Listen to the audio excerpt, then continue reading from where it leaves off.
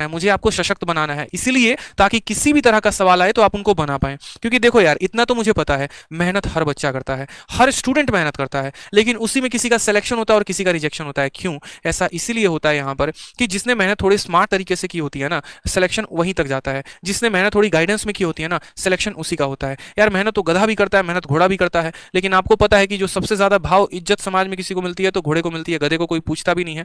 तो वही बात है, आपको मेहनत करनी है, मैं इसके लिए मना नहीं कर रहा हूं, आप बहुत ज्यादा मेहनत करिए, बहुत अच्छा काम करिए, ठीक है, कोई दिक्कत की बात नहीं है, लेकिन उसके साथ साथ थोड़ा सा आप स्मार्ट बनिए। और स्मार्ट आप कैसे बनेंगे? तो स्मार्ट आप एक अपने अप्रोच से बनेंगे। समझ में आ गया? मैं एक छोटी सी बात आप लोगों के साथ डिस्कस भी करना चाहता हूं कि आज के समय में आपको करना क्या चाहिए। तो आज के समय में आपको सफलता की 3 बातें ध्यान रखनी है। सबसे पहला तो आपको एक अपना स्मार्ट अप्रोच हमेशा बनाकर रखना है, ठीक है। जब भी आप सवालों को पढ़ते हैं ना, तो सवालों को पढ़कर थोड़ा सा चिंतन किया करिए कि यार इस सवाल को हम कैसे कम समय में बना पाए, क्या क्या और शॉर्ट तरीके हो सकते हैं। आज जैसे मैं मानो गुरुकुल में ट्रिग्नोमेट्री की मैंने आज क्लास ली, और ट्रिग्नोमेट्री की जब मैंने क्लास ली ना, मैंने उनके सामने क्वेश्चन रख दिया था, बड़ा सिंपल सा क्वेश्चन। मैंने कहा तुम इसके बारे में कितने तरीके सोच सकते हो, जरा सोच के बताओ। सबका एक ही तरीका आया, किसी ने 2 तरीके बताए। बट जब हमने उनके सामने तरीके रखे तो फिर उनको समझ में आया कि असल में हम कर क्या रहे थे इतने दिनों से, ठीक है।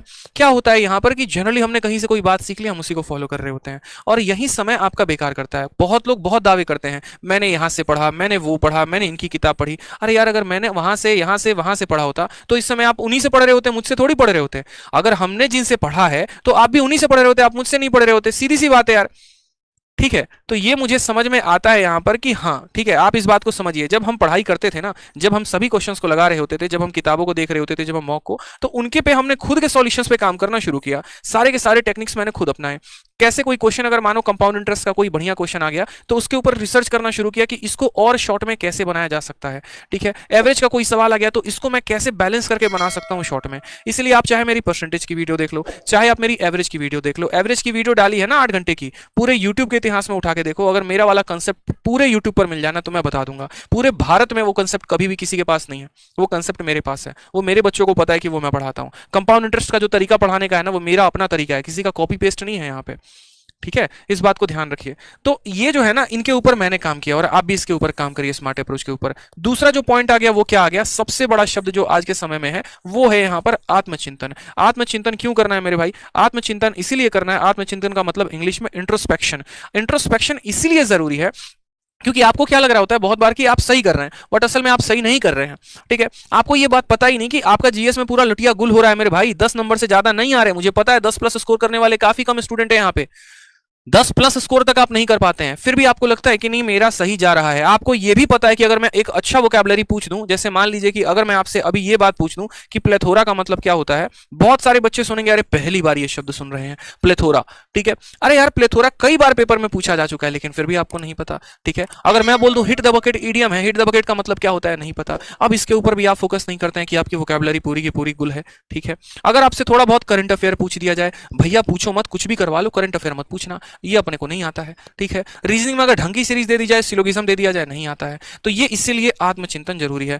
हर वीक आप जो है अपने संडे को बैठो, खुद को समय दो, क्या दिक्कत है, अपनी कमियों के ऊपर काम करो, ठीक है।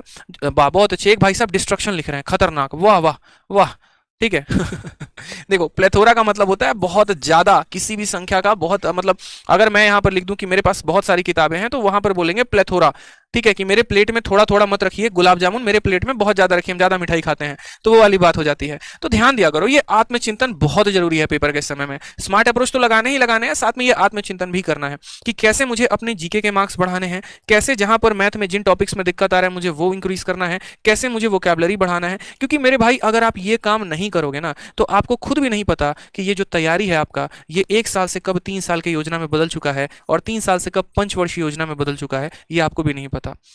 बस गाड़ी चल रही है चल रही है चल रही है, जो है डीजल पेट्रोल उसके अंदर हम डाल रहे हैं, ठीक है, और चल रही है, मंजिल का कोई पता नहीं, बस सोच रहे हैं अब मंजिल मिलेगी अब मिलेगी अब मिलेगी, लेकिन पता ही नहीं चल रहा। तो ये बैठकर सोचो, अपनी स्ट्रेटजी बनाओ, अपना पेपर नोट वर्क करो भाई, कोई बुरी बात नहीं है इसमें, कोई शर्माने वाली बात नहीं है। बहुत लोग जो है ना, थोड़ा सा जो ज्यादा हो जाता है, 1-2 साल का जिनका तैयारी का हो जाता है, वो बैठ के सोचते हैं अरे अब ऐसे मेरे दिन आ गए कि मैं बैठ के स्ट्रेटजी बनाऊंगा, मैं पेपर भी लिखूंगा, मुझे क्या काम करना है। भाई इसमें कोई बुरी बात नहीं है, हर हफ्ते मैं ये काम करता था।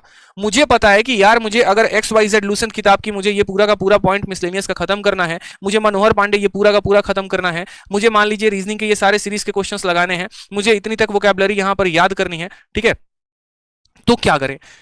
तो उसके लिए मुझे यहाँ पर बनाना पड़ेगा स्ट्रेटजी कि मेरा मैथ अगर स्ट्रांग है तो मैं 1 घंटे ही उस पर समय दूंगा। मेरा इंग्लिश वीक है, एमबी पब्लिकेशंस के मैं सेट लगा रहा हूँ और सेट लगाने में मेरे नंबर ही नहीं बन रहे, 35.5 नंबर बन रहे हैं, 37 नंबर बन रहे हैं, 40 नंबर बन रहे हैं। क्या करेंगे? बैठ के वहां पर उसको सॉल्व करेंगे, बैठकर वहां स्ट्रेटजी बनाएंगे अपनी कि हाँ मुझे अब इतने घंटे पढ़ाई करनी है, इतने घंटे में इतने घंटे जीएस को देना है, इतने में इतने घंटे मैथ को देना है, इतने में इतने घंटे ये देना है। उसके अलावा आत्मचिंतन और क्या क्या करना है, तो आत्मचिंतन यहाँ पर अपने टॉपिक्स के बारे में भी करना है कि क्या पढ़ा आपने आज तक और कितना पढ़ा और कितना पढ़ा जाना बाकी है। उदाहरण के तौर पे कहते हैं ना, ये आजादी खून मांगता है, तो एक बात जान लीजिए, ये सरकारी नौकरी मेहनत मांगता है। समझ में आया? जिसने मेहनत की है सफलता उसी को मिली है, जिसने मेहनत नहीं की ना वो सफल नहीं हो पाया है।